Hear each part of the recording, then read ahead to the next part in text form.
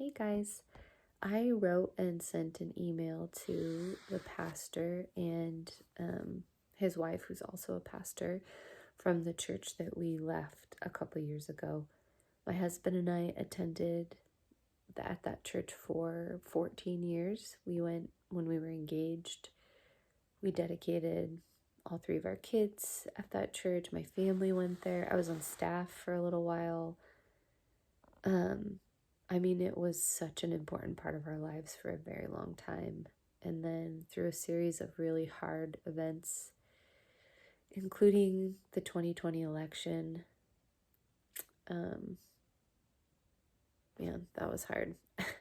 And their response to it, their response to COVID, there was just like a lot that came up all at once that kind of shook me up with the leadership. And this guy was a big part of that because he's the lead pastor, and it created a lot of tension in our marriage because my husband felt different than I did. And anyways, it was hard.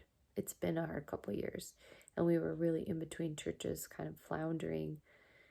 We actually ended up going to marriage counseling for almost a year, about church stuff, because the whole scenario just really shook us up. So anyways,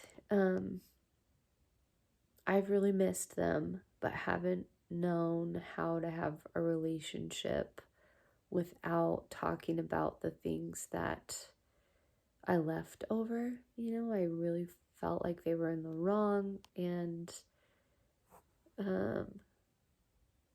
but because we hadn't stuck around, I didn't feel like I had the right to go to them. Anyways, I have felt for a long time like I should just go talk to them. But instead wrote this email, basically thanking them and honoring them. This is gonna make me cry, for the part that they played in my spiritual growth, and especially in my growth as a leader.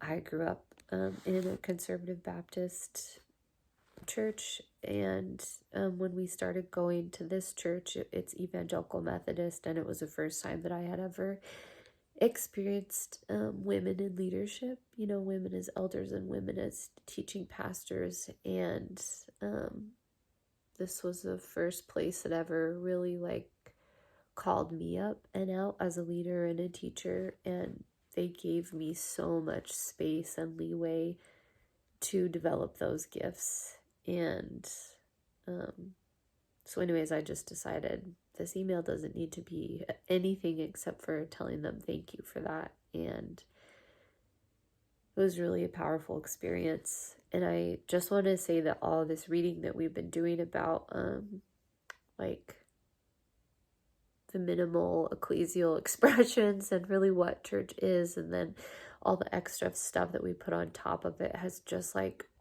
softened me a lot towards, first of all, how hard it is to lead a church and what a vulnerable position that is to be in now that I am in it.